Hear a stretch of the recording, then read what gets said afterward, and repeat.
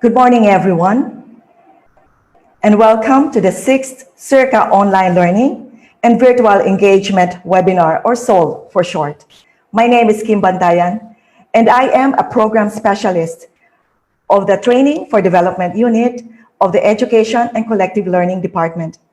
The short video earlier has given you a glimpse of what SEARCA is all about and what we do. But if I may add, SEARCA is hosted by the Philippine government on the campus of the University of the Philippines, Los Baños. So we are coming to you live from Los Baños, Laguna, Philippines, the special nature and science city of the Philippines. We all know that one of the challenges that we face during this COVID-19 global pandemic is how to secure food for our families.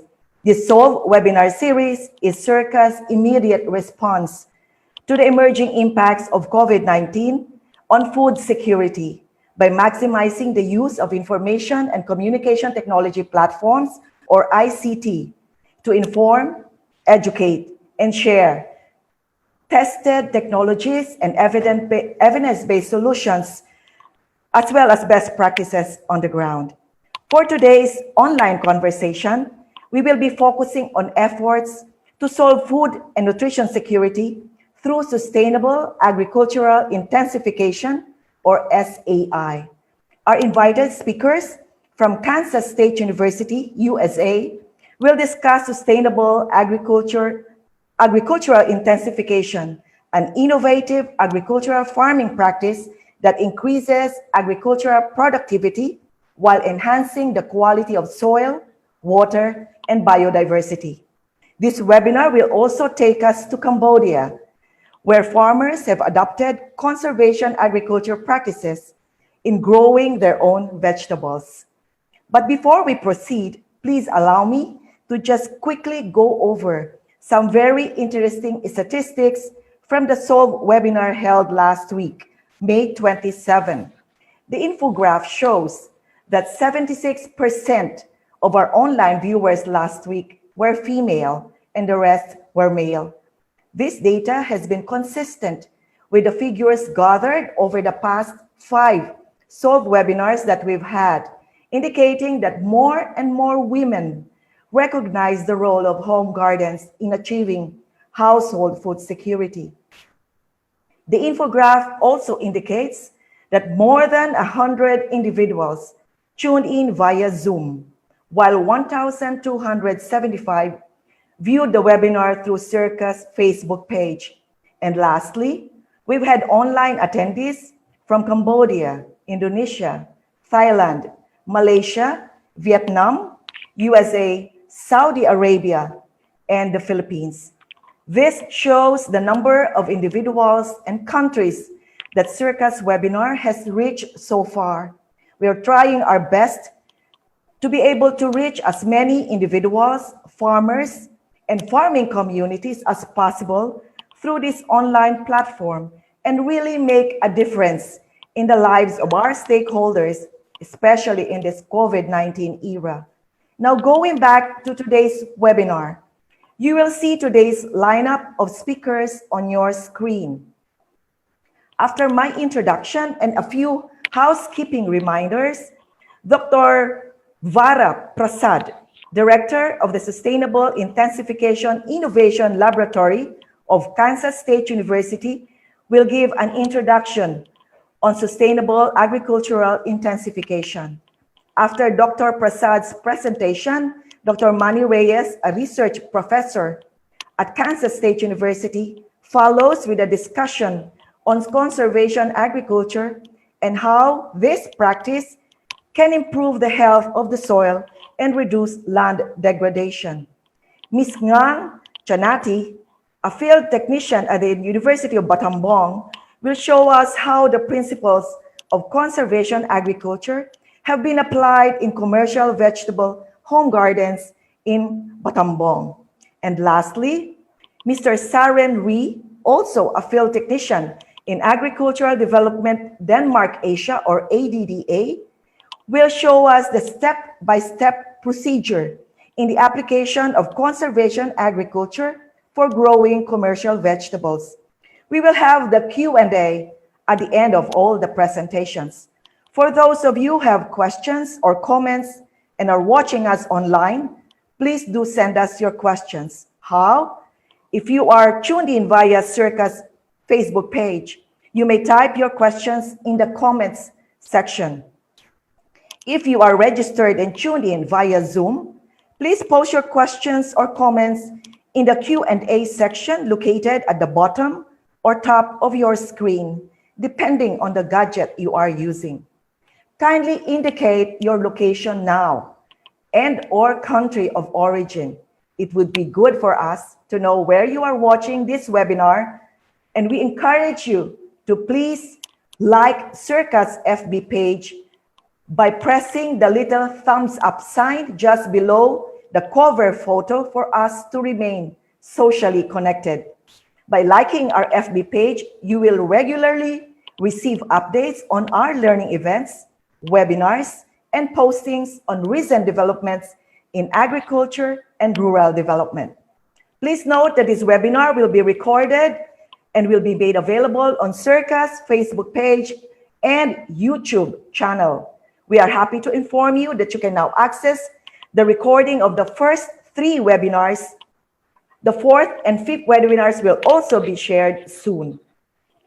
Today's presentations will be available on the SEARCA website at www.searca.org. You may check them out in a day or two if you want to refer back to them. The slides shown during the first 5 webinars have already been posted on SEARCA's website. If you have issues or are experiencing technical difficulties with the Zoom online platform, please email my colleague Jmark at solve@searca.org. I repeat, please email Jmark at solve@searca.org. Without further ado, let me now turn over the screen to our first speaker this morning, Dr. Vara Prasad.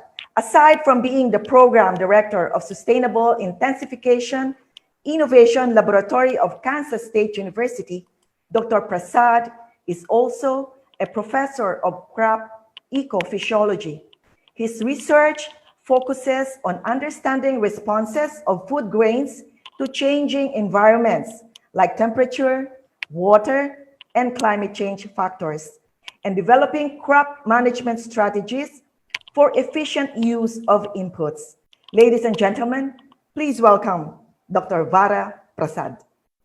Good morning, afternoon, or evening, everyone, depending on which time zone you are joining us from.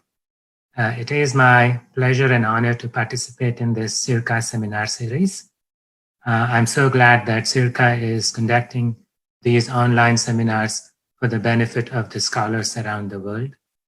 Considering the unprecedented and difficult situation caused by the global pandemic of COVID-19. First, I want to set the stage by saying that Kansas State University and SEARCA signed a memorandum of understanding last year to collaborate, facilitate, and support training of graduate students, faculty, and researchers from all partner organizations of SEARCA.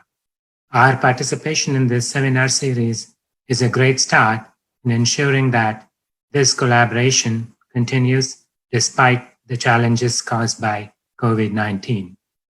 Kansas State University has a long history of international collaboration in research and capacity building activities in several countries around the world, and particularly in Africa and Asia. I am currently serving as the director of Feed the Future Innovation Lab on collaborative research on sustainable intensification.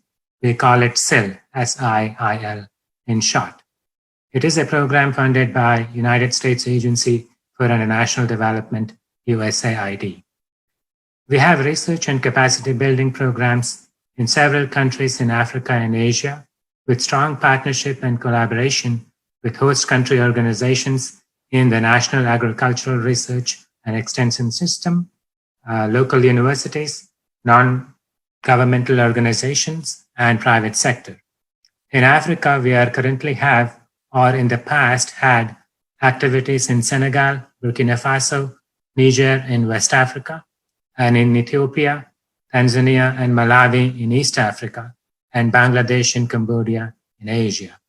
Today, my team members will be sharing their learnings and experiences from Cambodia and its relevance to Philippines and other countries in Southeast Asia, particularly focused on sustainable intensification with emphasis on conservation agriculture. I like the focus of this seminar series, which is Solve. These seminars are providing practical solutions to solve some of the key challenges faced by our communities, and particularly by farmers who provide us food for survival of the humans and other life forms on our planet Earth. Therefore, I would like to state the problems first and then provide potential solutions to solve these problems. We are all aware of the current pandemic across the globe caused by COVID-19. That is a serious health issue to humans across the globe. This issue has direct connections with human behavior, our food systems, and our intrusion of natural ecosystems.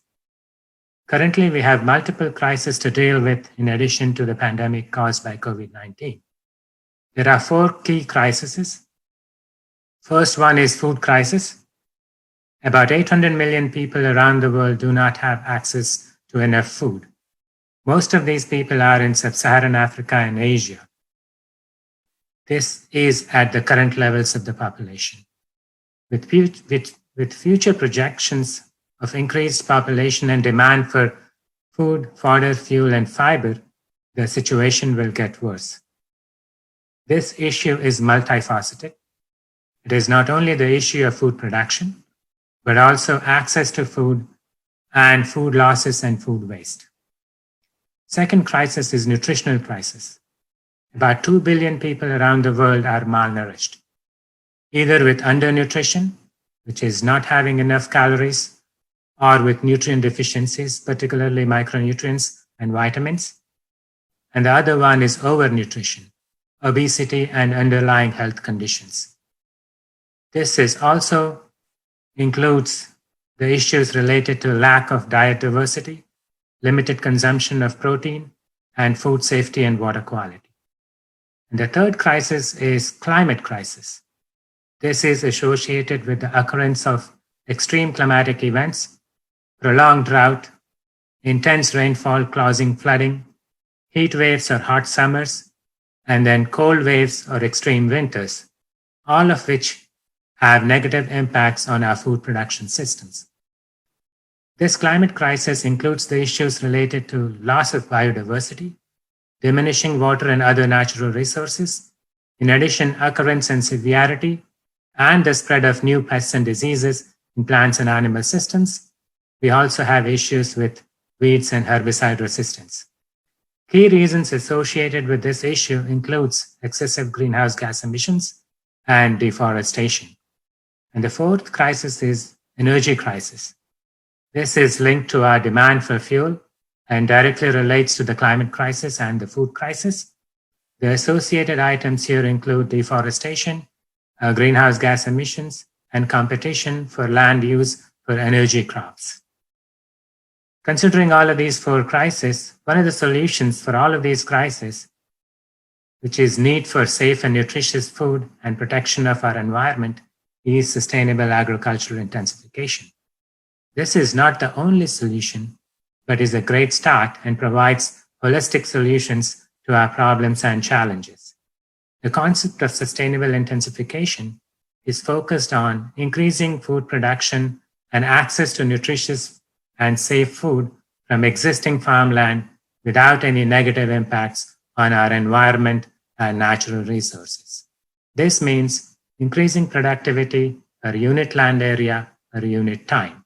In simple terms, it can be said, produce more from less or save and grow.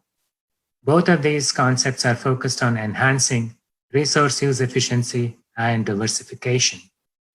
These aspects are directly linked to today's seminar topic on Solve Food and Nutrition Insecurity through Sustainable Intensification. The main solution for the identified problems is focused on principles of conservation agriculture, which is one of the components of sustainable intensification. Conservation agriculture provides multiple opportunities to enhance resource use efficiency, diversification, and natural resource management, particularly soil and water. So today we have Manny Reyes, who is a research professor at Kansas State University and coordinator of the Center of Excellence on Sustainable Agricultural Intensification and Nutrition at the Royal University of Agriculture in Cambodia. He is very passionate about conservation agriculture and natural resource management. He has trained hundreds of scholars from high school students, doctoral students, faculty members, researchers, farmers, to administrators and policymakers. He has conceived and led several research and capacity building activities throughout Cambodia, and he will be sharing some of the lessons and learnings from Cambodia on conservation agriculture for sustainable intensification. And finally, and importantly, he is an alumni of UPLB, and we are all proud of his achievements and global leadership in this topical area. I hope you'll all enjoy the seminar, and thank you very much, and stay safe. Thank you very much, Dr. Prasad. And also thank you for sharing with us the research activities or involvements of Sustainable Intensification and Innovation Laboratory, and how sustainable intensification can contribute to increasing food production, access to food, and enhancing resource use efficiency. I think I need not introduce Dr. Manny Reyes to you because Dr. Prasad has already done it. So, Dr. Manny, the screen is yours. Thank you very, very much, Vara. And thanks a lot, Kim, as well. I'm really very excited for this webinar. It's been an honor, SEARCA. Dr. Glenn, thanks so much for this opportunity and privilege.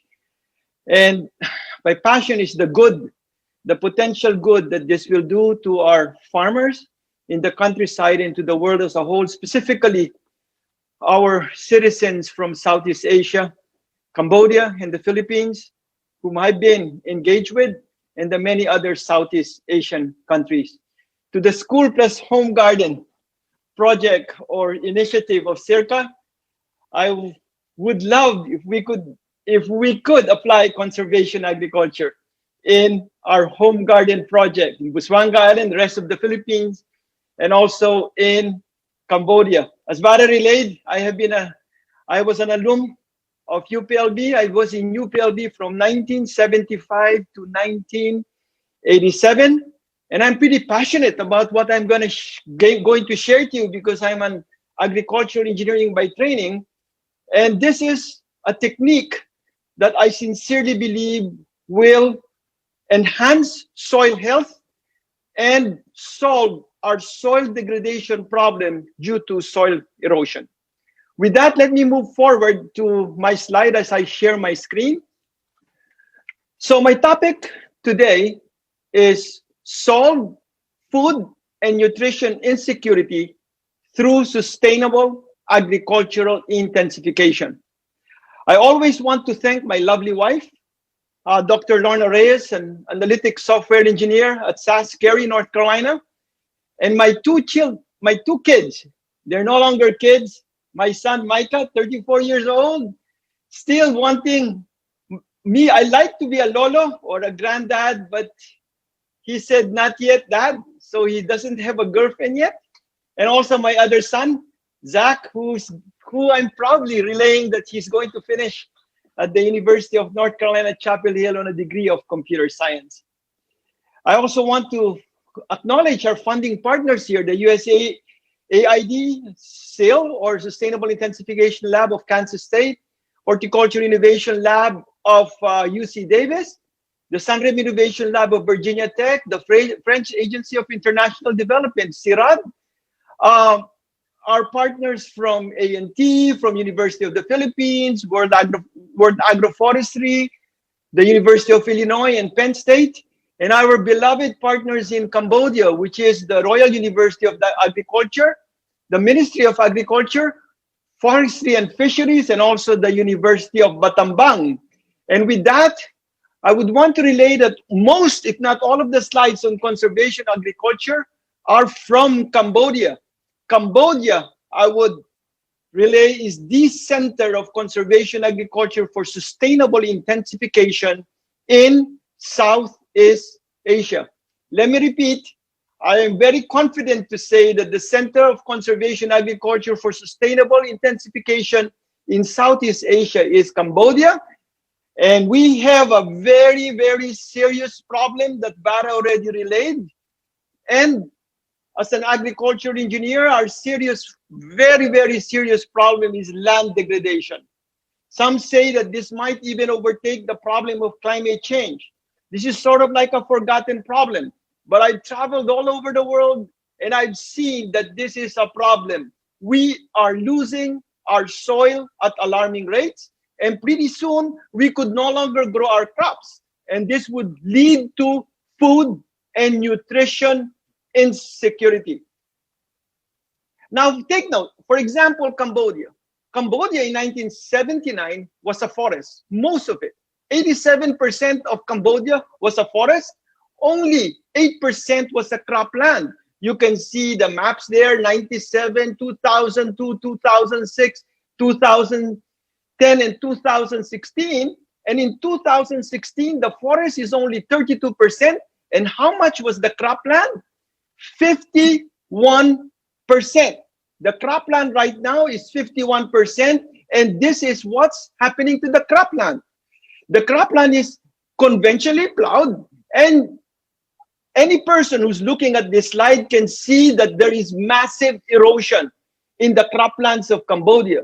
So picture that these are just young cropland which were in the trees, have been cut. There will be massive land degradation in the area, just like what's happening in this slide. Look at the bare soils and hills in Battambang province. And this is again land degradation. And of course in the Philippines, this is Claveria, Philippines. On the left is still farmed, but on the right it is already abandoned. And that's multiplying. The abandoned or marginal lands are multiplying in alarming quantities in the Philippines as well. So there is land degradation. And the good news is we have a solution in terms of this land degradation problem. And the solution is conservation agriculture.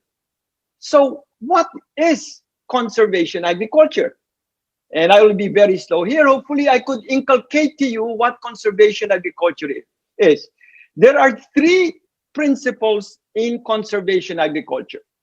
The first one is minimum soil disturbance, no tillage. One of the biggest mistakes or biggest mistake that we've done in agriculture is tillage. So conservation agriculture is definitely minimum soil disturbance, no tillage. If you could see there the machine, that is what you call a no-till seed drill.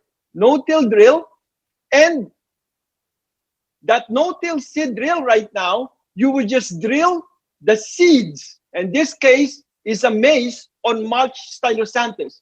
So in this case, the land was not tilled.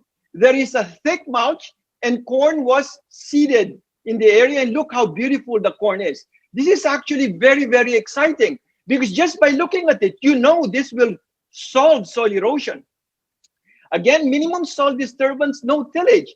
If you look at again this slide, we are sowing maize already in Cambodia on green cover of three crops, three cover crops there. There's sorghum, Crotalaria juncea, and cowpea.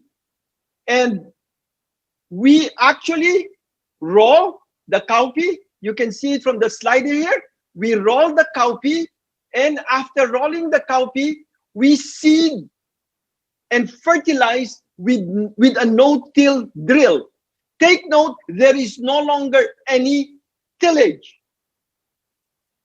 And look at the corn. How beautiful the corn germinating there. And the team in Cambodia, they're slowly succeeding on zero herbicide, zero post-emergent herbicide Because one of the problems before of conservation ag or no-till are weeds. This is again super exciting, and let me just illustrate it with this video. If you look at this, there's the roller or the crimper. It crimps the cover crop. So it crimps the cover crop. Imagine no tillage, huh? So the cover crop is crimped or rolled, and look at the back. There's a seed drill.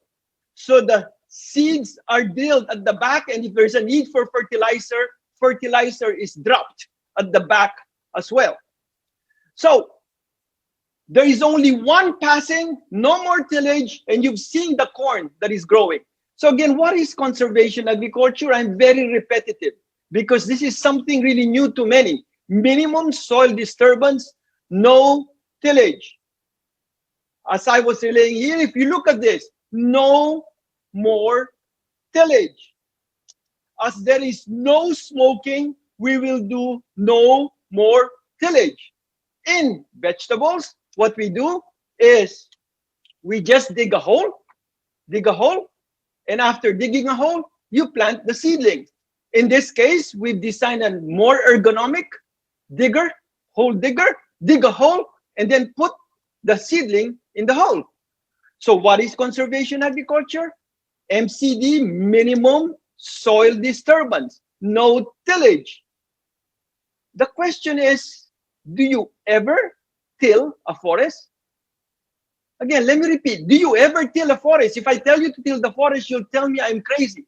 This is a beautiful forest in Palanan, Isabela, Philippines. What we're actually doing in conservation agriculture is the science of biological mimicry or biomimicry. We are just copying nature. We are just copying creation. So this is, so the second principle of conservation agriculture is continuous cover. You've already seen this slide. You can see there is no soil. You can see in this slide, there is no soil. When we rolled the cover crop, there is no soil you can see in the slide. When the soil can see the sky, we need to cover it. The cover is like the clothing of the soil. So again, I'm showing you the beautiful corn growing under no-till. Now, on rice production, continuous cover, if you look at this, this is a plot in Battambang. We're broadcasting, after we harvest that rice, we broadcast fodder legumes and grass on rice, or some mung bean or sesame radish. In other words, we just broadcast it after we've rolled the rice. And this is a picture of the fodder. It's a Stylosantes centrosima, 20 tons of fresh organic matter. And this is a fodder source for cattle. In fact, we fenced it because way out there, this is the dry season. You can see it's dry, and usually farmers burn that a lot, and we should not burn. The surrounding field is brown and dry, and look at our field. It is green, and it is covered, continuous cover. We then roll or crimp the cover, and this is cover crop of silo and centrosima is crimped or rolled. And look at the growth of the rice. Rice is grown on a no-till crop of stylo and centro.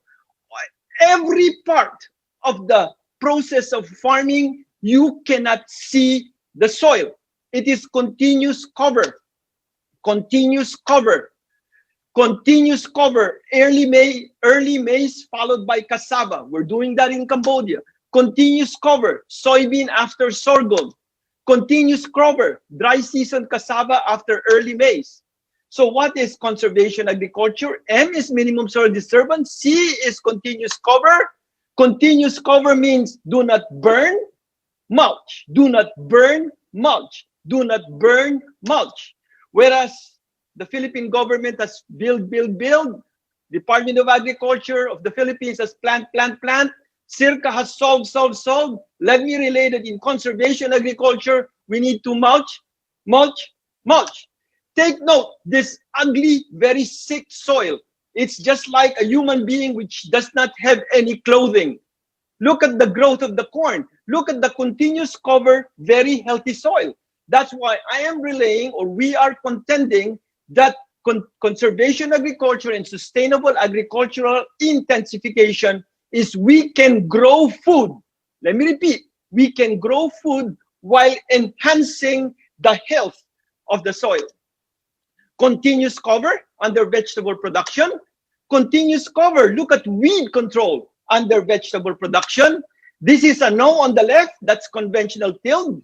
This is a yes on the right, that's the Crotalaria junkia. And that Crotalaria junkia, in between it is cabbage. In between the Crotalaria junkia again is cabbage and continuous cover. And let me say that the second principle is continuous cover in the same question. Does the forest have continuous cover? Of course, the forests have continuous cover. Again, this is the science of biological mimicry. That's why I'm so excited. This will work. What is conservation agriculture? The third principle is diverse species. Diverse species means no more monocropping. No more monocropping. In the slide I showed you earlier, take note the diverse species in this cover crop. There is a crop of sorghum. There is a crop of Crotalaria junkia. There is a crop of cowpea, all in the same plot. Diverse species. You roll that crop, diverse species. After rolling that crop, you rotate it with what? Next is maize, another diverse species. And after that, we will no longer plant maize, but we will plant another crop.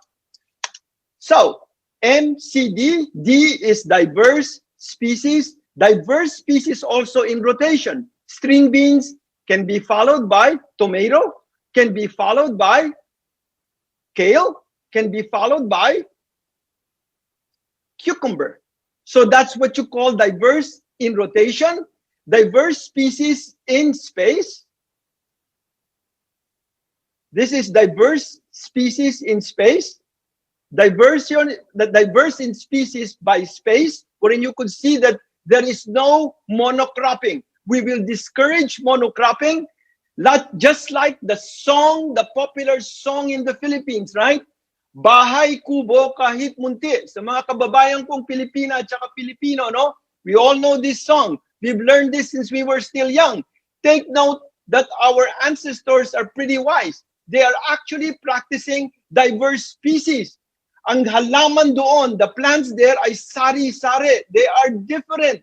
And this is very nutritious thanks to our partners, School Plus Home Garden. I was really pretty impressed by our team in Laguna, Santa Cruz, Laguna. Ma'am Sol, Doc Bess, Ma'am Samia, Sir Lambert. I'm really so impressed but by the example you've done in the schools.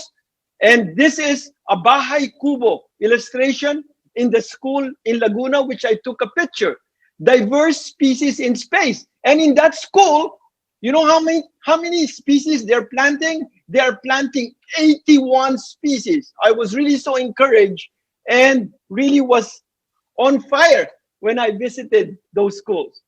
So MCD, diverse species, again a question. Is the forest biologically diverse? Yes, the natural forest. In fact, in this forest in Isabela, there are 325 species. So, it is very important for us to relay that we should have a diversity of species in our production for agriculture. From the Food and Agriculture Organization, Save and Grow book, and I've also taken this from a publication or from a presentation by Theodore Friedrich.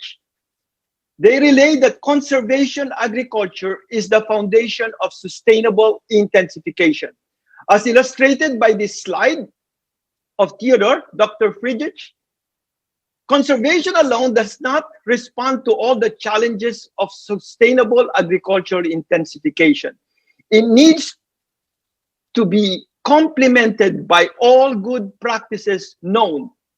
But CA is the base for sustainable intensification.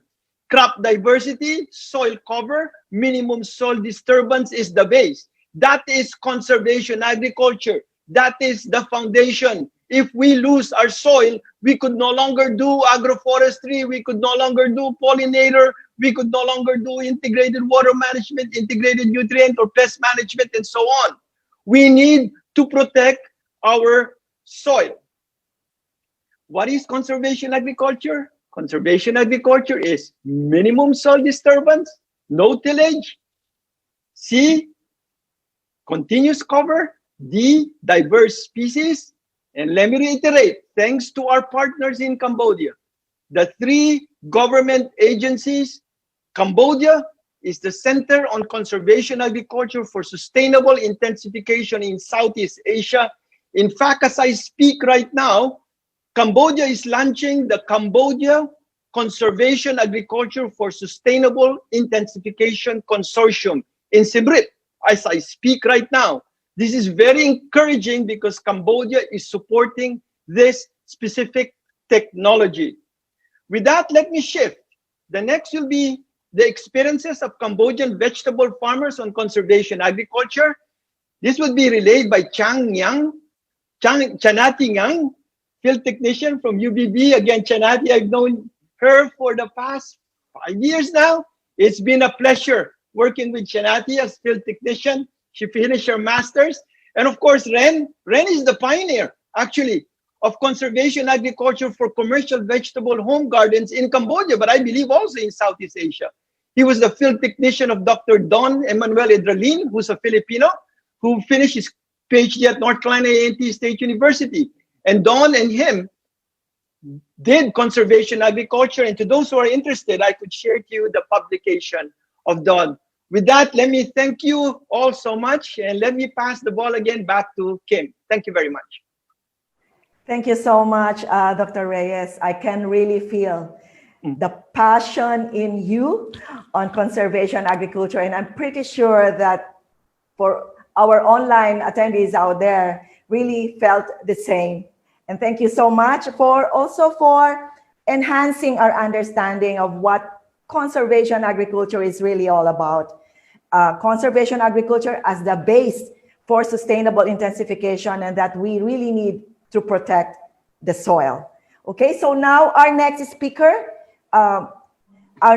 is Miss Ngang Channaty.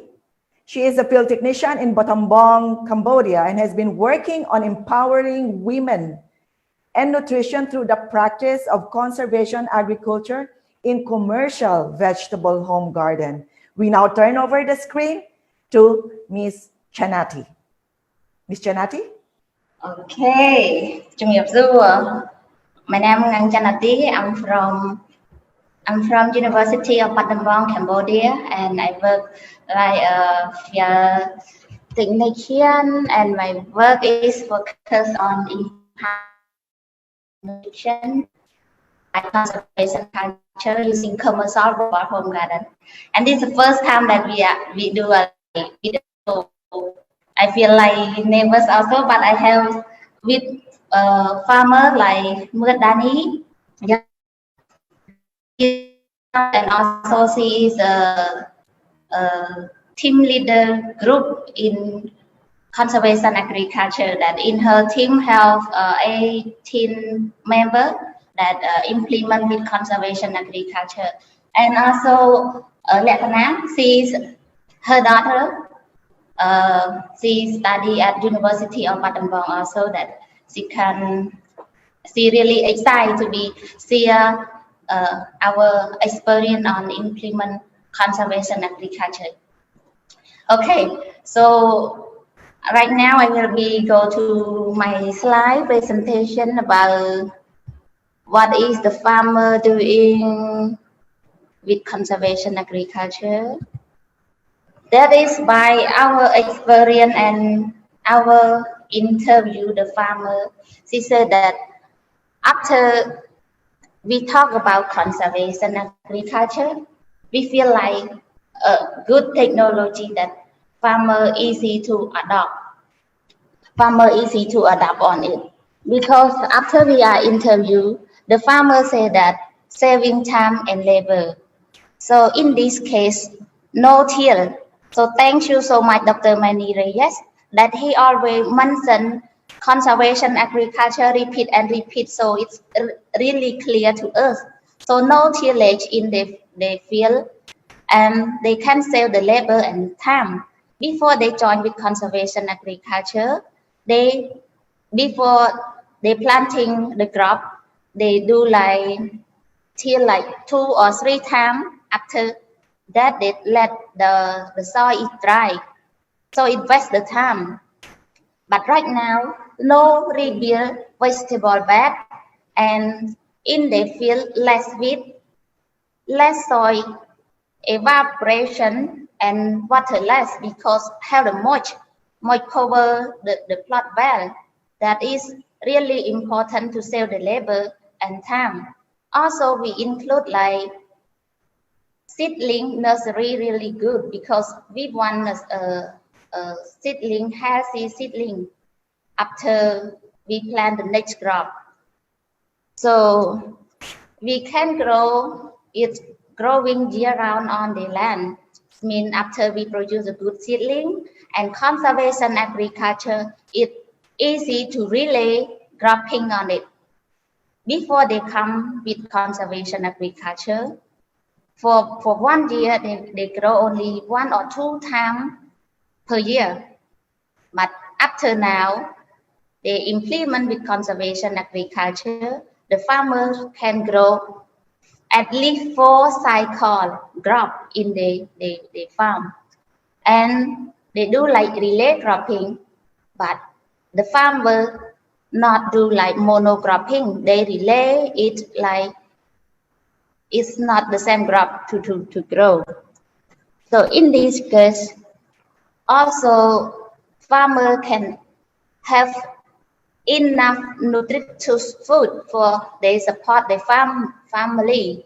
It means after they grow year round, and they can earn more money, and that money they can buy meat to support their family, and also they are sharing and exchange vegetable with their neighbor easy.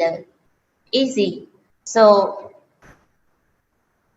conservation agriculture that they are practice, they don't need to use a lot of pesticide. It means that we reduce insect on the field, so that is all the product is safety. It means they using natural pesticide on the farm.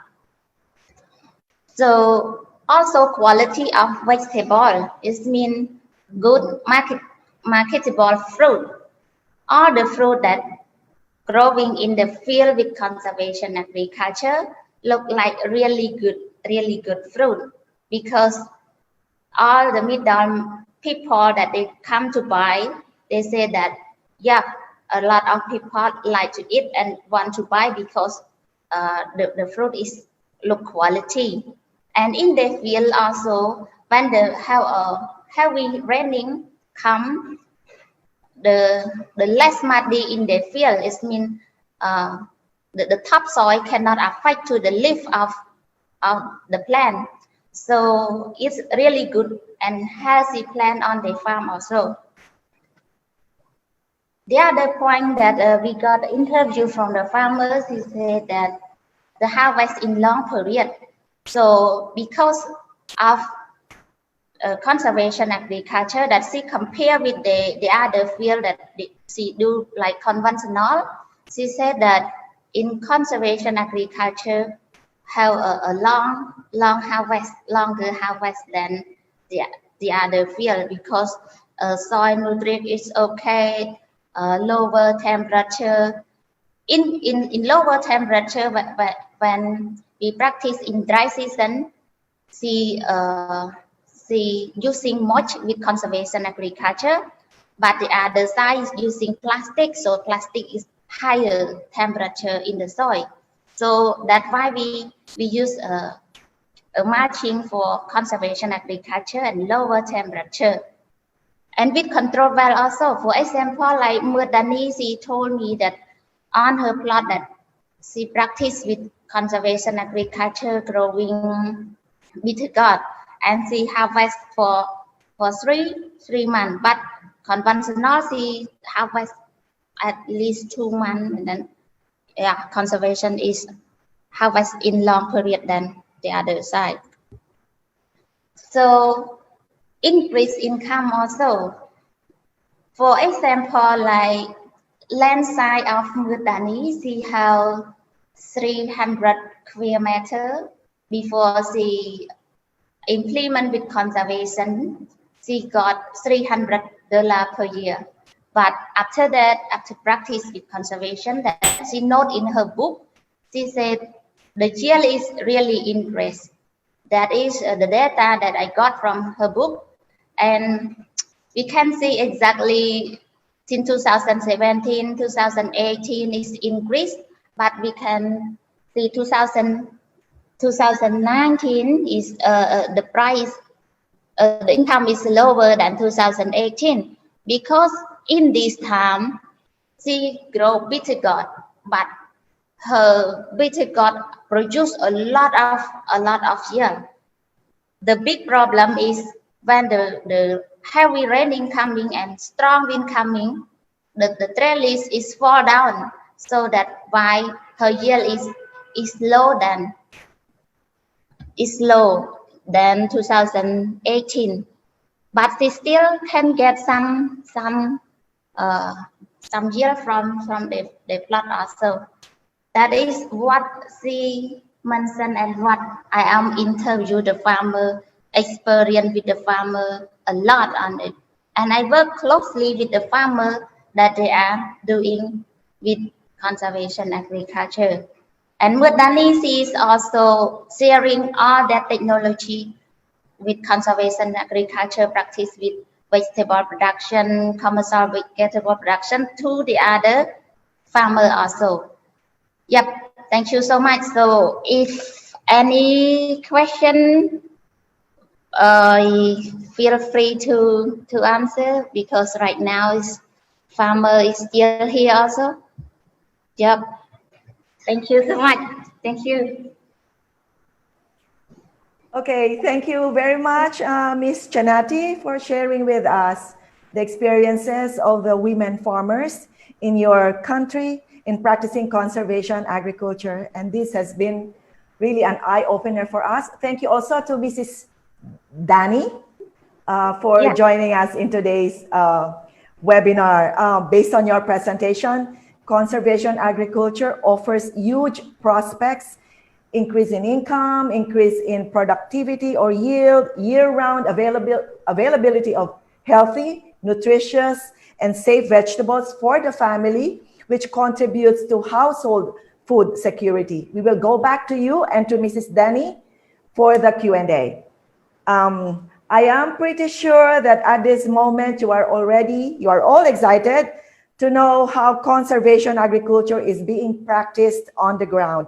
So let's now move on to our next speaker, who will present to us the how-tos or the step-by-step procedure in the practice of conservation agriculture.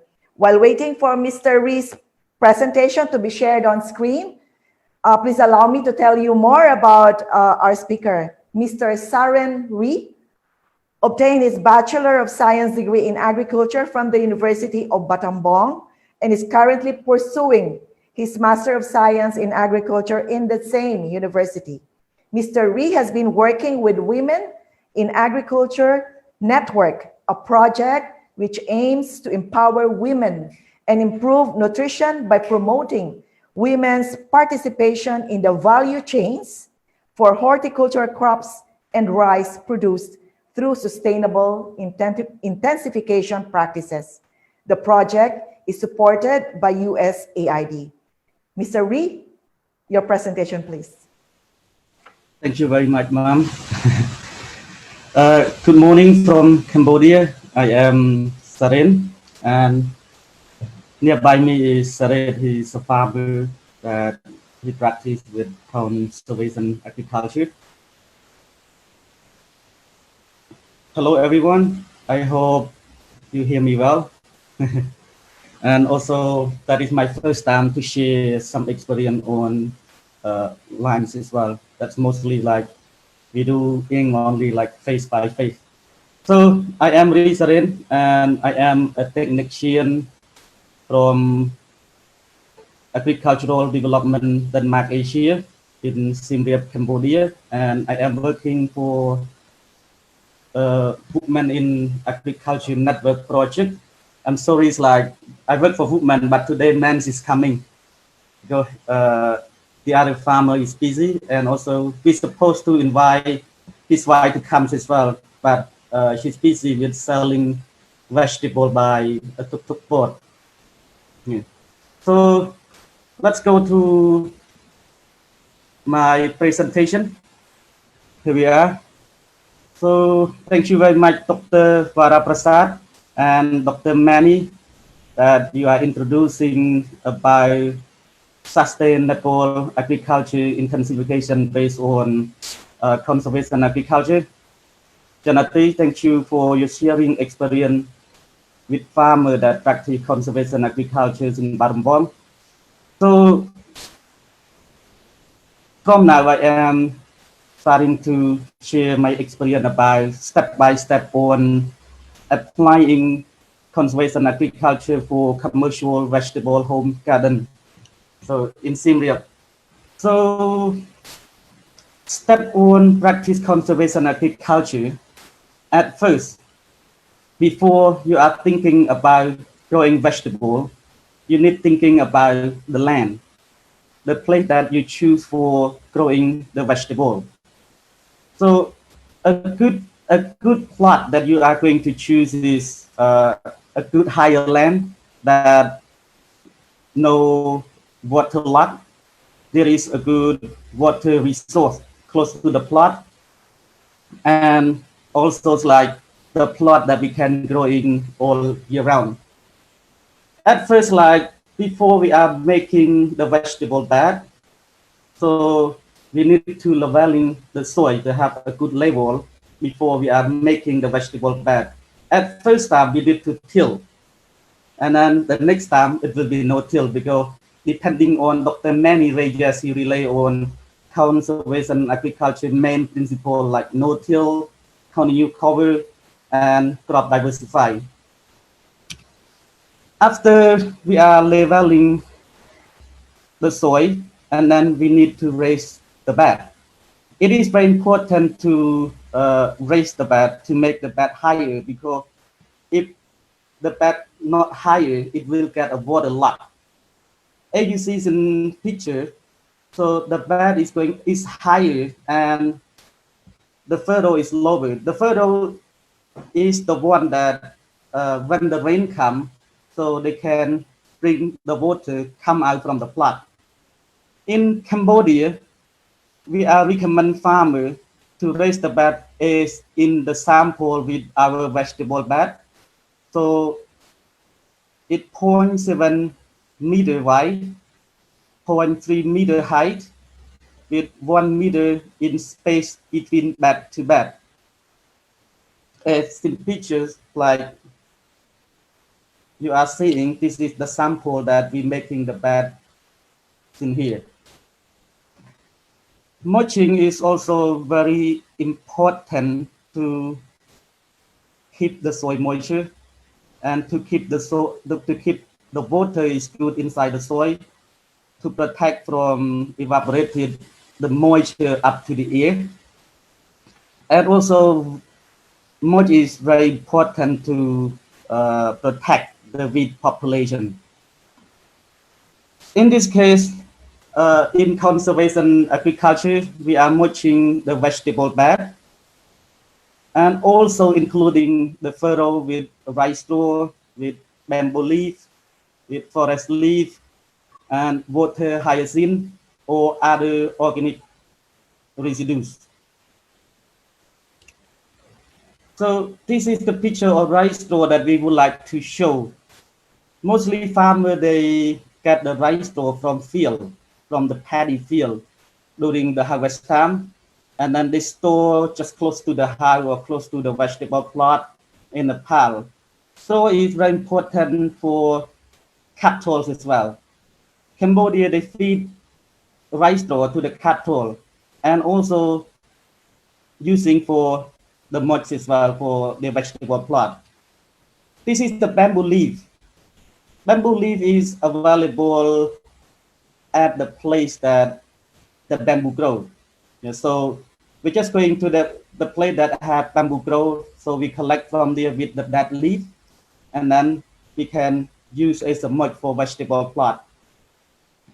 For a forest leaf, this one is we not much recommended with this one, but it depends on the farmer. They are close to the forest leaf, so they can collect from the forest.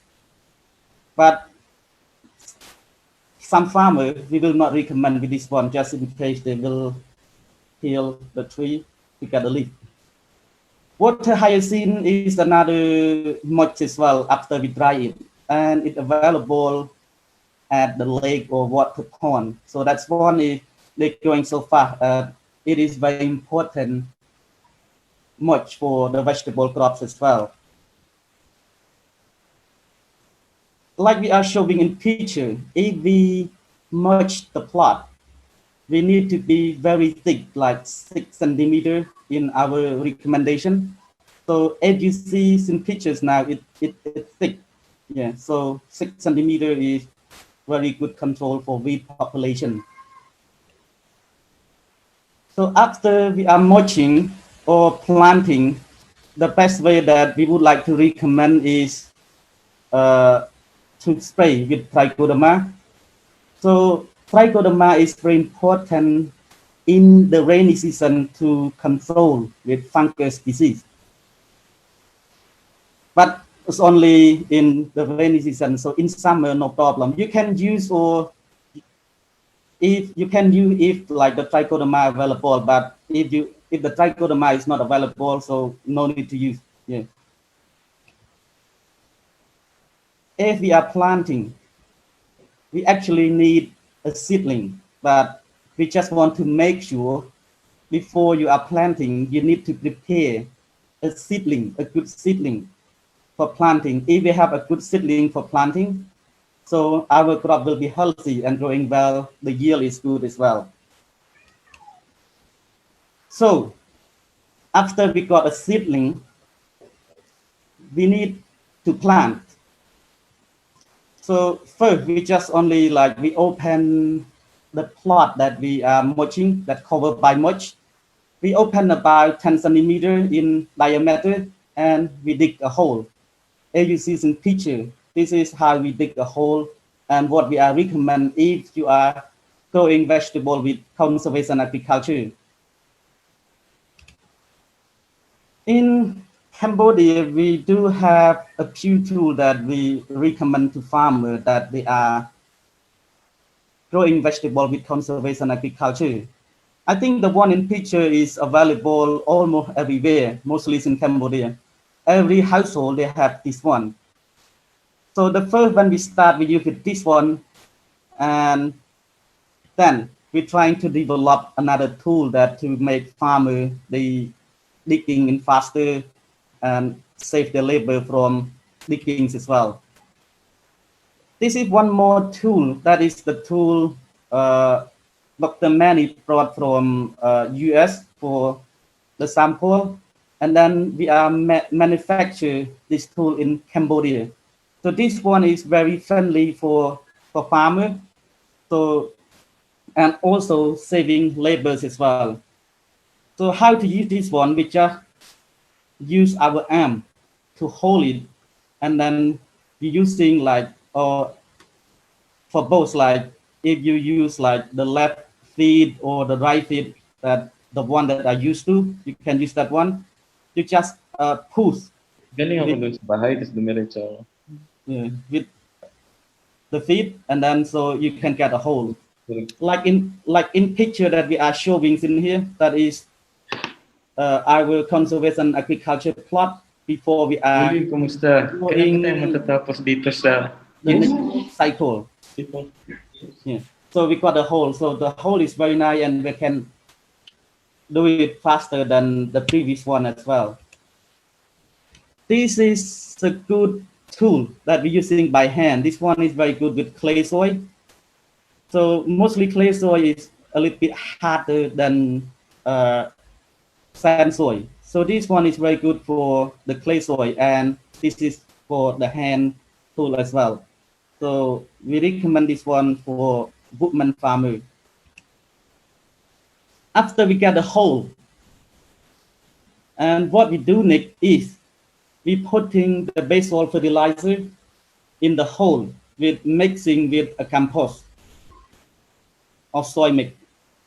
In Cambodia, we recommend farmers to use a base soil fertilizer with a compost, because a compost will be holding the nutrient to stay longer in the compost. After we make the base soil and compost together in the hole, and farmer transplanting the seedling as in picture. So they just put the seedling in and then finish. After transplanting the seedling, what we should do is we still keep the mulch open about 10 days, because when the seedlings is small, they don't like to touch to the mulch. And also we want them to grow fast, and the crop will be able to get a photosynthesis. And then we have to check the plot every week for making sure to pull out the small weed. If we can control the weed when it is small and it's not flowering yet, so this is the way that we can reduce weed population. So if you have a good mulch, so you will have a weed controls in here, as you see in picture. So this is really good for weed control.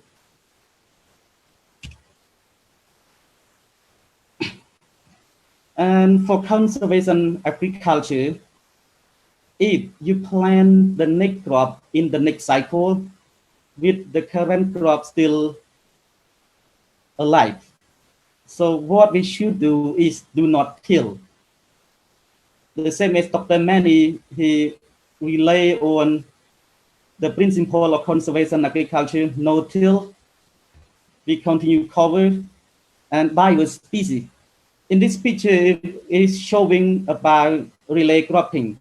So in conservation agriculture, it's very good for relay cropping. So we just prepare the seedling in the nursery before the current crop is finished.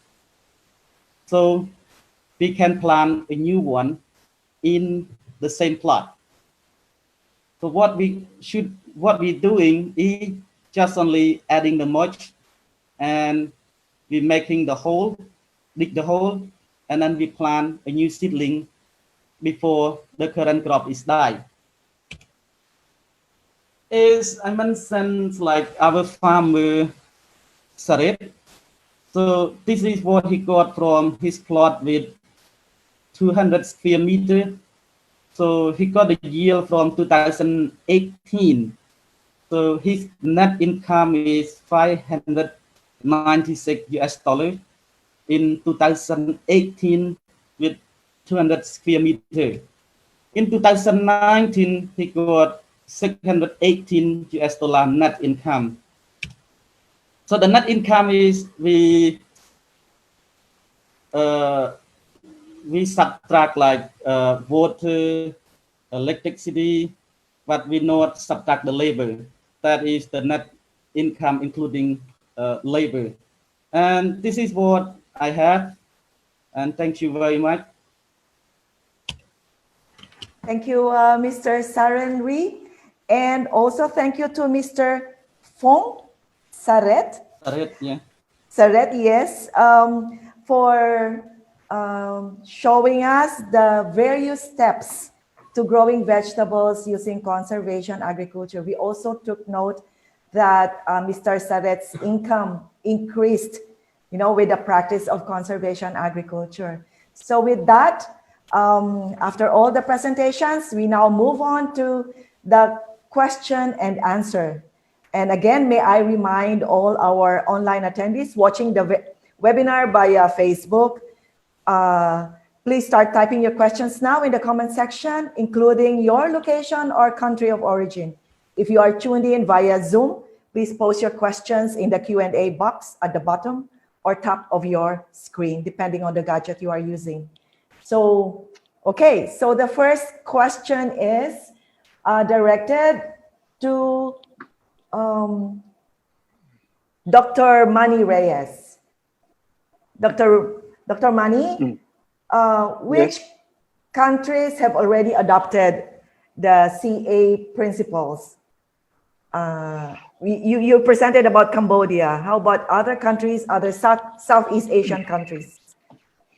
In Southeast Asia, I have been in communication with several Southeast Asian nations. As far as I know, the country that's leading this is Cambodia. There is very, very few applications in Vietnam. There is a few applications in Indonesia. There was an application before in Laos from 1999 to 2009, but it did not continue. The Philippines, we have a conservation agriculture plot in Claveria, Mindanao, managed by Dr. Agustin Mercado. But besides that, I don't know of any other countries in Southeast Asia that practices conservation agriculture. In the world, Latin America, oh, it's worldwide. I mean, it's all in Latin America. It's really a common practice. I visited some plots there, which are 45-year-old plots. And they are big soybean plots, and they are under no-till when I say 45 years. So they've been practicing conservation agriculture, and it has grown significantly in Latin America. The same thing in the United States. It's growing. Actually, the United States brought the technology to Latin America, but Latin America adopted it quicker than the US, but the US has been picking up quickly as well on conservation agriculture.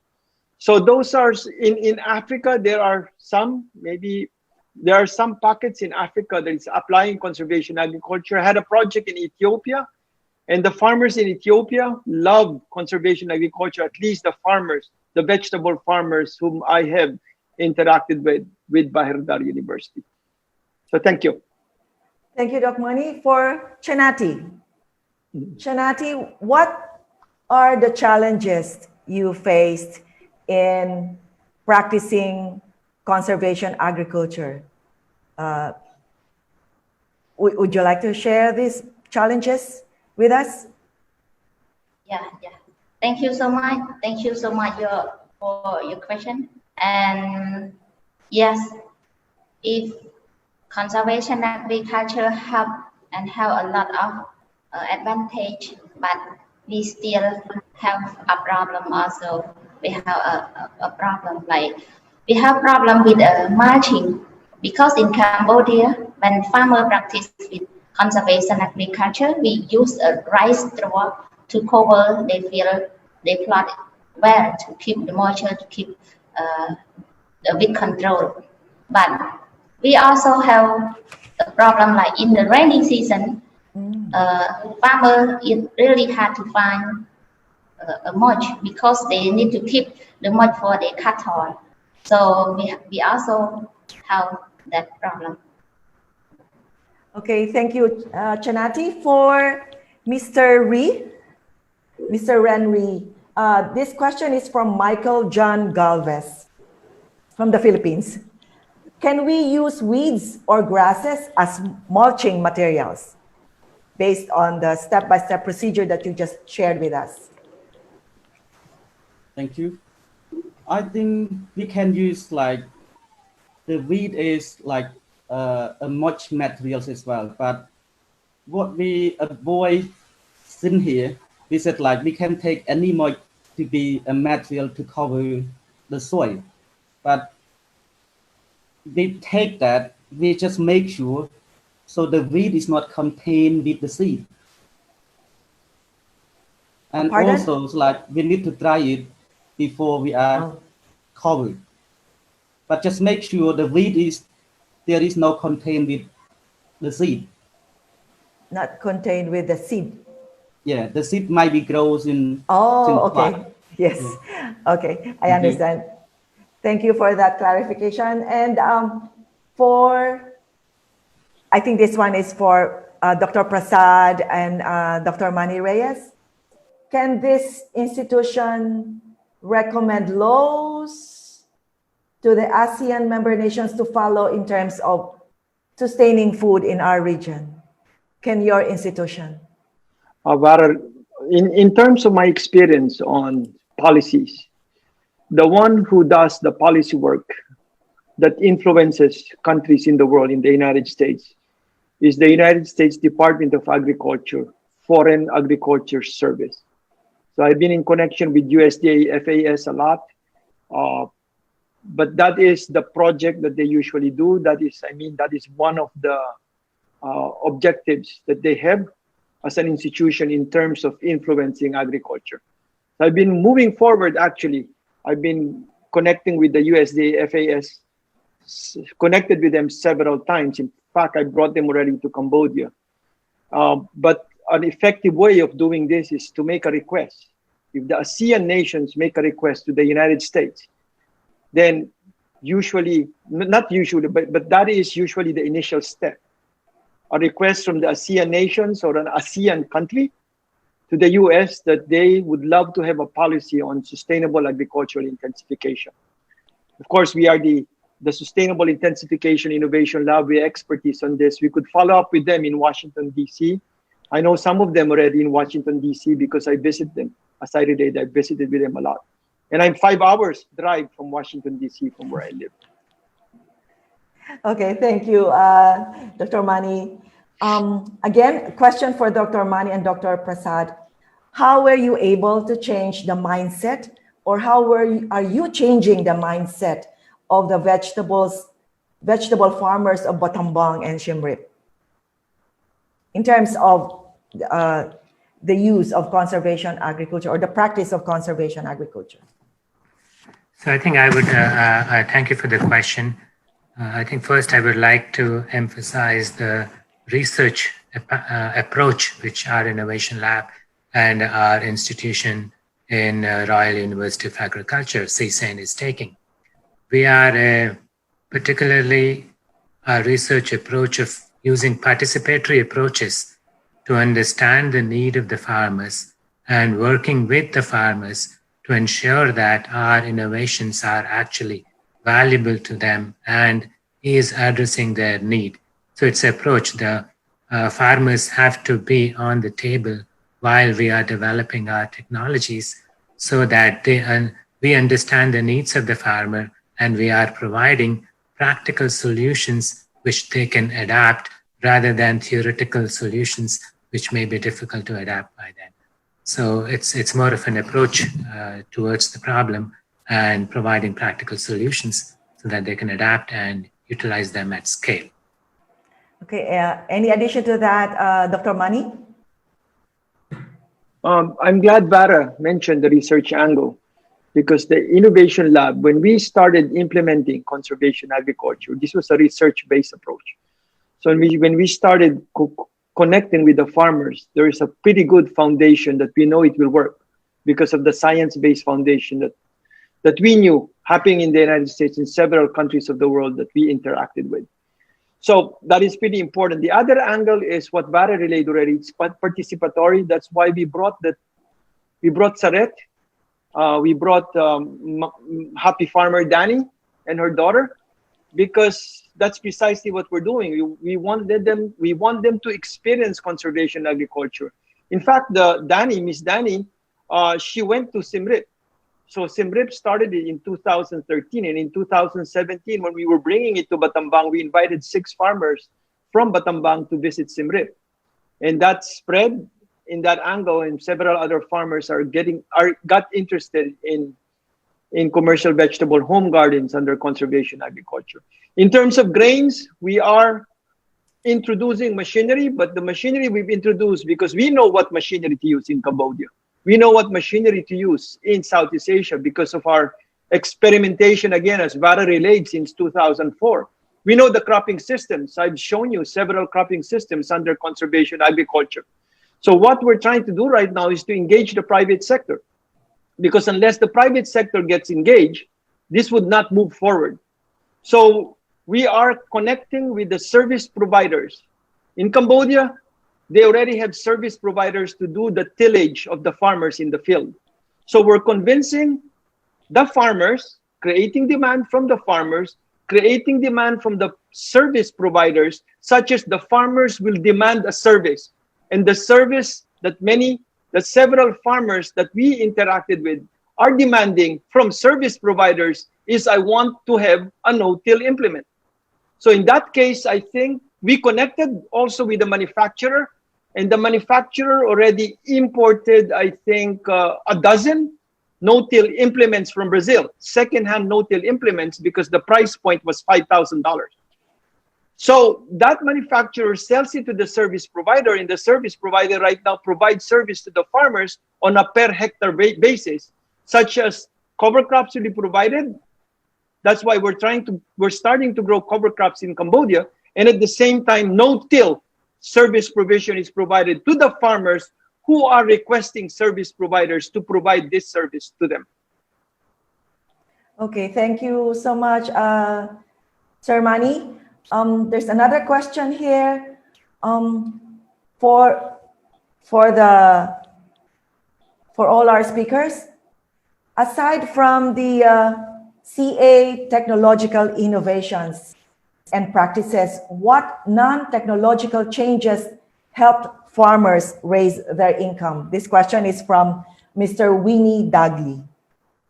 What other technological changes helped the farmers raise their income? Yes, maybe I'll provide a little bit of a venue, and then Manny and others can pick it up. So in terms of non-technological innovations, yes, I think one of the approach has been organizing farmers in groups so that they have the opportunity to work together and help each other.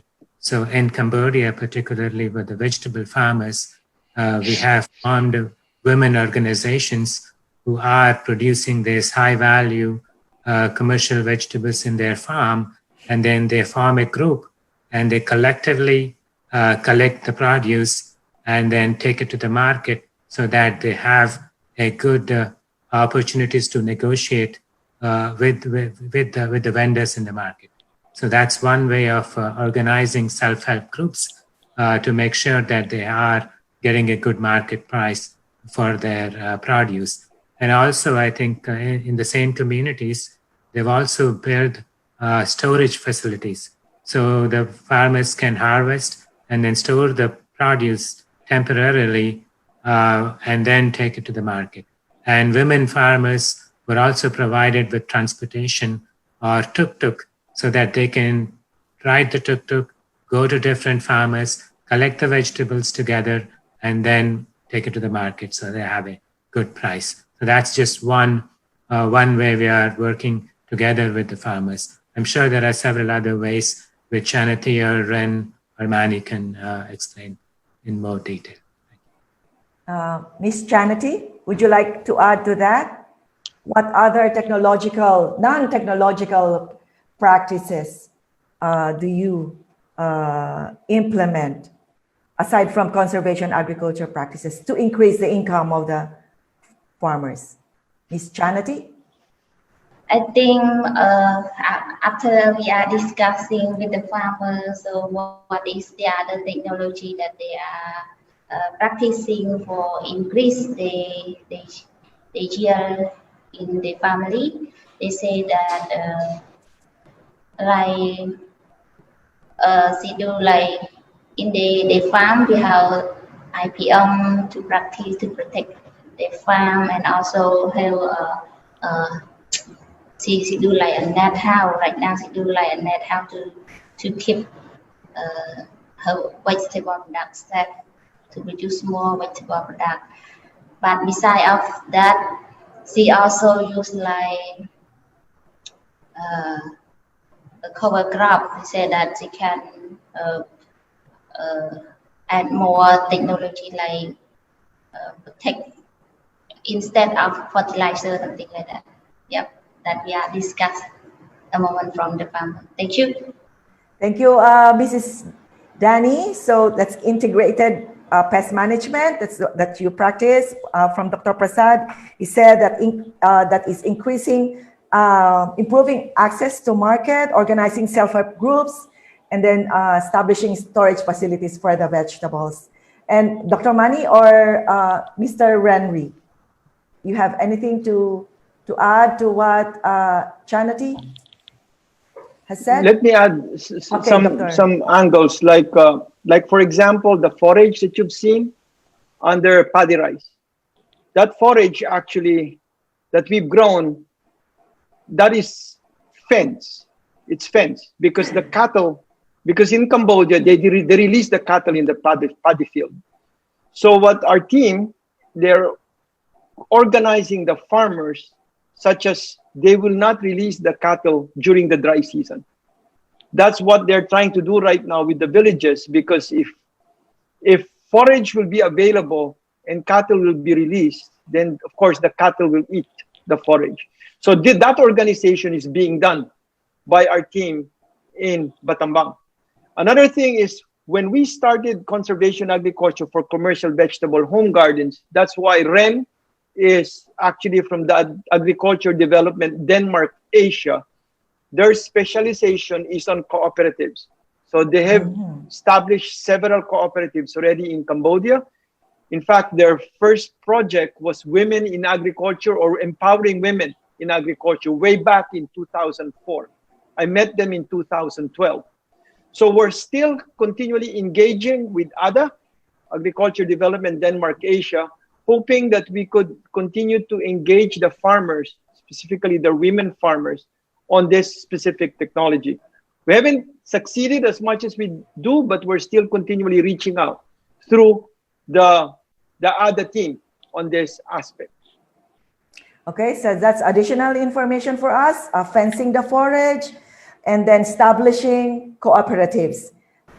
Those aspects helped the farmers also increase their income.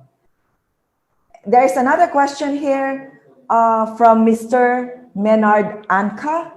How can you prevent the growth of fungi and other microorganisms which may probably cause pests of crops, since we will not eradicate excess debris after harvest for the purpose of covering the soil? How do you prevent the growth of fungi and other microorganisms? Who would like to answer that? Sir Manny? Ren, do you want to relay your trichoderma? Okay, yes. Mr. Ry. Depending on we are experienced on conservation agriculture, and then when we start with that one, and when we are meeting a farmer and we are applying that technology to farmer, they ask the same question like that. They said like mold will be contained with fungi in there for the crop, but it actually is like our step by step that we are showing in conservation agriculture technology. We're using mulch, and after we cover mulch, we use Trichoderma. Trichoderma, that is very good fungi that growing on organic matter like mulch. When we spray Trichoderma, and they will be growing on the organic matter, and when the bad fungi is coming, so they will the good one will be kill the bad one. And also in our technology, we recommend, we said like we open the mulch about 10 centimeters, so the mulch will be not attached to the stem of our crop, so it will be another protect from pests as well. Dr. Manny, do you have anything to add? Let me relay some of what I've heard from, because IPM Innovation Lab is there. They've done some work as well. I partnered with the IPM Innovation Lab in Nepal. We did a study of a comparison between conservation agriculture for vegetables under IPM and a conventional system. And what they found is definitely the context is insect population, that's one. Increase But the question always on the insect population is there are also beneficial insects. So the farmer may get surprised. Oh, there are more insects. Because of the mulch, there are a lot more insects than before. But actually, a lot of them may be beneficial insects. There is a science there that we still need to learn, that the symbiotic aspect, like a forest of a diverse species. And also, we recommend diversity of species. That's precisely the reason why we're recommending diversity of species.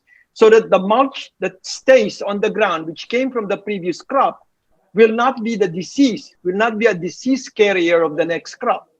So there's again another symbiotic science we need to study.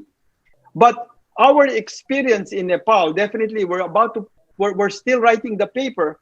The yield and the insect population may have increased, but because the crops were healthier, the yield was higher, and also there were a lot of measurements that they did on several other insects. And I think even the diseases were less, but of course it's IPM plus conservation agriculture. So there is that angle of the natural systems because of diversity of species. Remember, like 3 diverse species earlier that I relayed in my presentation, and there are plots right now in Cambodia. We have 5 diverse cover crops. We roll that, we plant the corn. So just imagine what's happening in the system. The good insects and the bad insects interacting. And then there's also a nematode study. Definitely nematode population decrease in terms of conservation agriculture. Because remember, these insects are quite crop specific. So when you have a diverse species, then the crop is a specific crop, is not a food for the insect. Okay, there's a follow-up question. Yes, Dr. Prasad. Yeah, Vara? I think, yes, in addition to those technologies, there is also opportunity for push and pull technology and also trap crops. What do I mean by push and pull is having a particular type of plant species which will actually repel the insects from the main crop and also attract them towards them.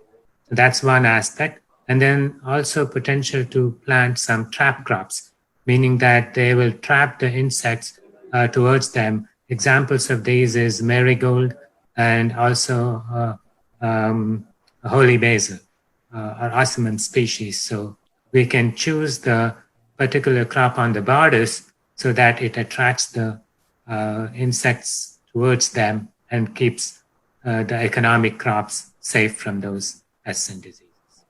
Okay, thank you so much for that additional comment.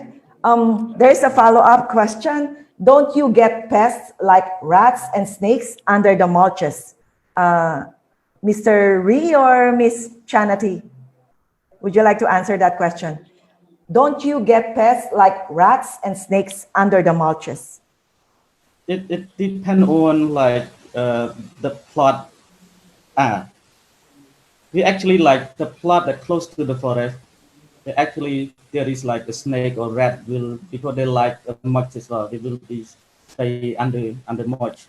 But mostly our plots in here that we choose, we just nearby the house, and it will be okay with rat or with snake. Yeah, actually, it's like to do with conservation agriculture. A good way to do it just close to the house. That will be good. Yeah. Okay. How about Ms. Channaty? So, are you not worried about the rats and the snakes under the mulches? by our experience, when during Mr. and they are talking and we are discussing also. So, Yes. Yeah, we have a rat, we have an ant, and also snake. She said that she got that experience, but it's not a lot. She say it's not a lot, just one that's in bed, but they don't cause any problem. Yeah, it's not a problem. Said. Okay. Okay. Okay. Thanks for the assurance. And then another question to you, Ms. Channaty. How were you able to make natural pesticide? What materials are you using? Okay. So on the natural pesticide that she made from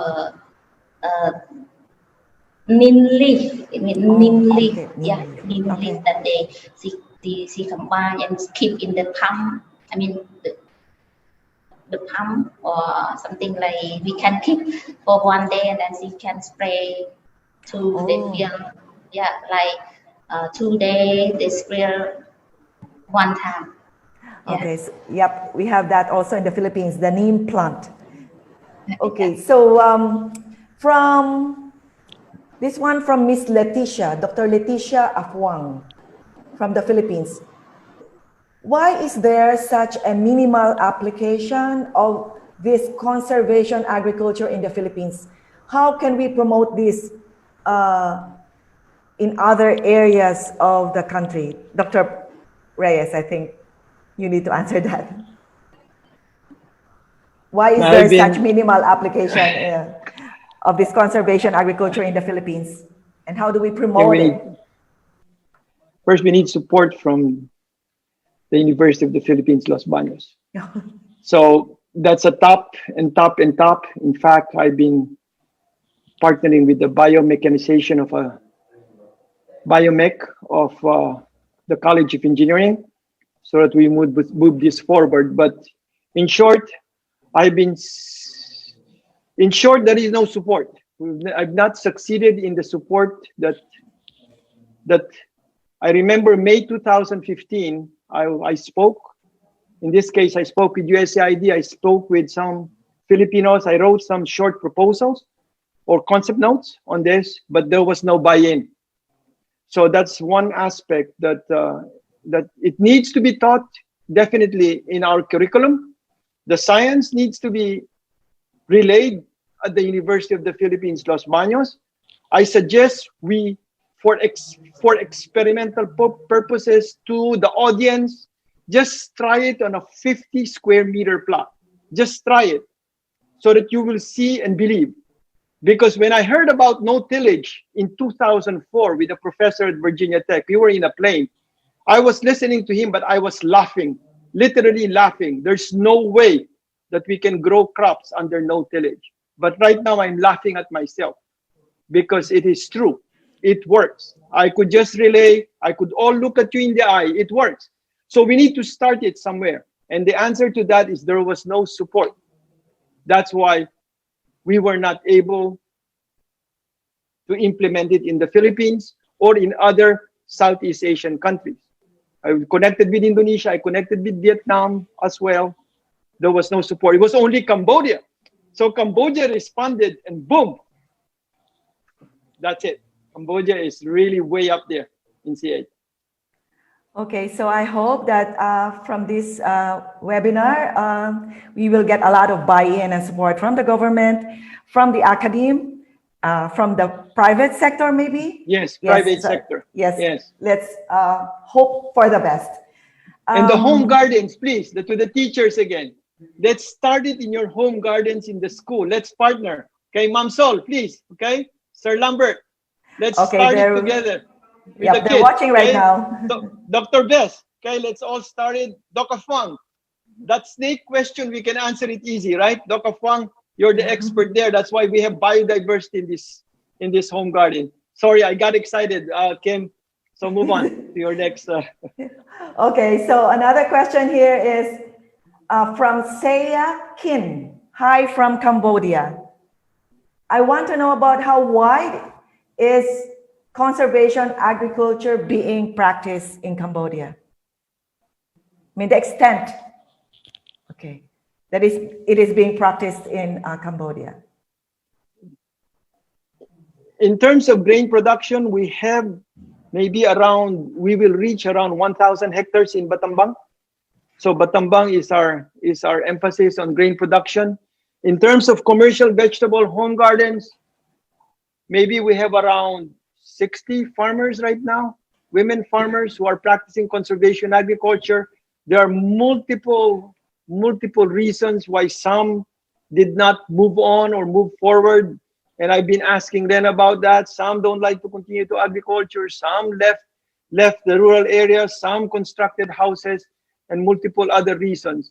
But that is the extent, as far as I know, on the practice of conservation agriculture in Cambodia.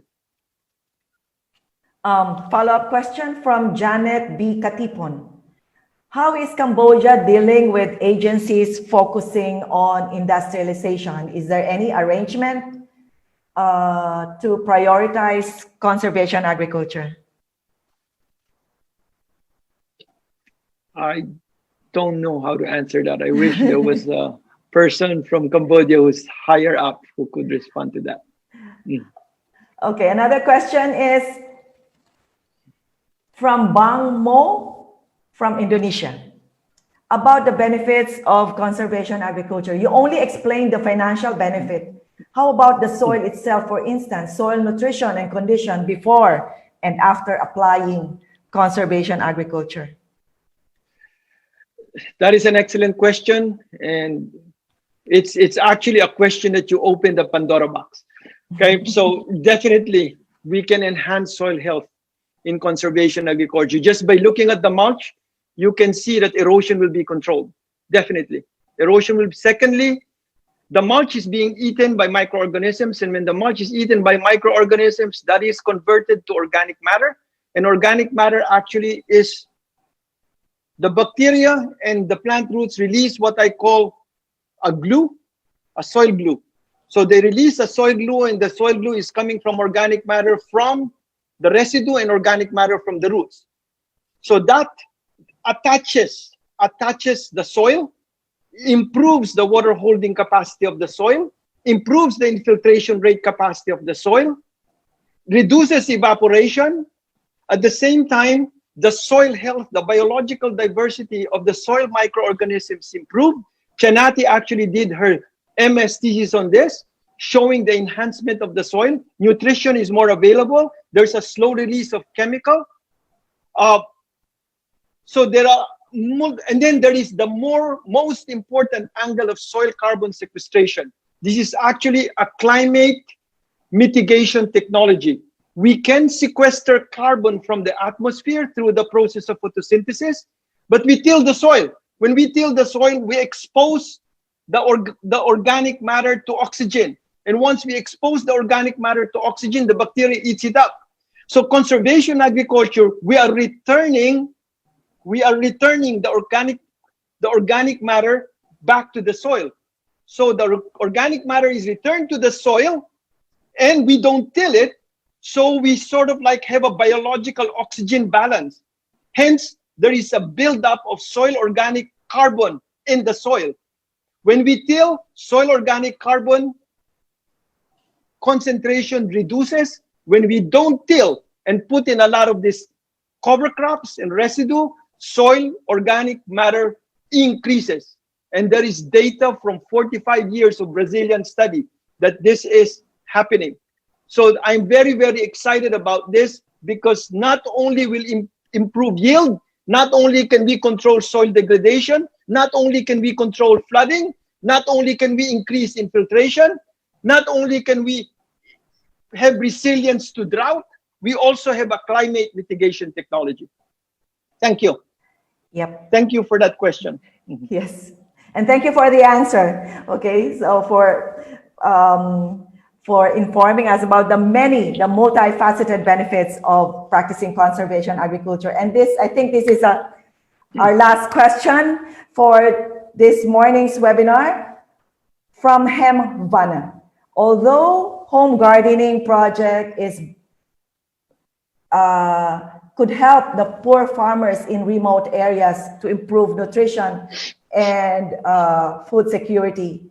So he wants to ask the presenters, do we have a mechanism to encourage all poor farmers to adopt this technology whole year to year, maybe forever? So is there a mechanism that would encourage even the poor farmers to go into conservation agriculture. Now, take note that this started in 2013. The PhD dissertation of Don Edralin was published in 2016. So this is a very young technology. That's why I'm here publicly. But for this to happen, you've already seen, that's why you've already seen the income of Saret. You've already seen the income of Miss Danny. Those are real incomes. And I could enumerate you a listing of farmers in Cambodia whose income increased.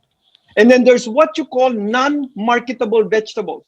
The non-marketable vegetables they eat, actually they like that. They like eating that instead of buying because it's clean. They grew it. So not only were they able to get like $600 for a 200 square meter plot, that's $50 a month. That's income. That's income. Danny had 300 square meters, like $1,600 for a gross. And the reason for that is before she can only do 1 or 2 cycles. Right now, she can do intensification. That's why it is sustainable agricultural intensification. The same land area, but this time she can grow 5 times with yields that are higher. At the same time, it's sustainable because his soil or her soil is not being eroded and the soil health is being enhanced. So that is the message that we're saying. And this is science-based. We've been measuring the soil health parameters. We're quite sure it is happening as we speak. Now, that's why I was so excited when I met Ma'am Sol. Because what can be a better medium with those little kids? Those little kids, we will teach home gardening, and then we can incorporate right now conservation agriculture. And Dr. Bess is an expert in organic agriculture. No compromise with Dr. Bess. I tried compromising once. She said no. So just imagine the potential, and take note, Dr. Letty. Dr. Letty is an expert in biodiversity. So incorporate all of those. We have a team that can do this in islands in the Philippines or places in Cambodia. That's why I'm passionate. I'm burning with passion because there are a lot of possibilities that we can do this to the home garden, And next week, let me advertise. We will talk about manufacturing machinery in home countries through the Open Systems Machinery Project and the Open Systems e-commerce. We will not talk about it, but Open Systems Machinery. So that the machinery would not be made in Japan, but the machinery will be done in the Philippines, in Cambodia. And that is a part of sustainable intensification. Okay, thank you very much. We're also excited. And I know Ma'am Sol Villanueva, Dr. Letty Afuang, Sir Lambert, and Dr. Bess, they are watching right now, and the message is clear. So I think we need to wrap up this question and answer. I'm mindful of the time that it's nearly 12 midnight in America, in the USA, where Dr. Prasad and Dr. Manny Reyes are based, and they have to go to work tomorrow. No, we can go on. We can go on and on.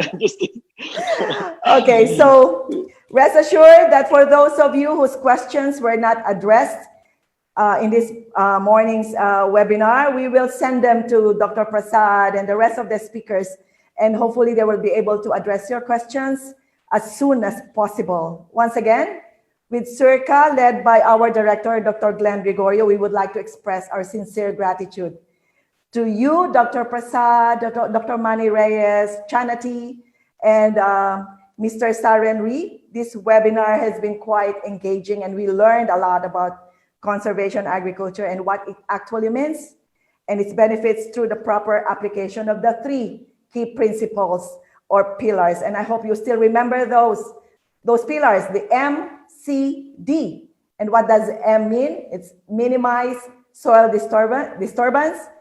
The second principle is C, which is continuous cover.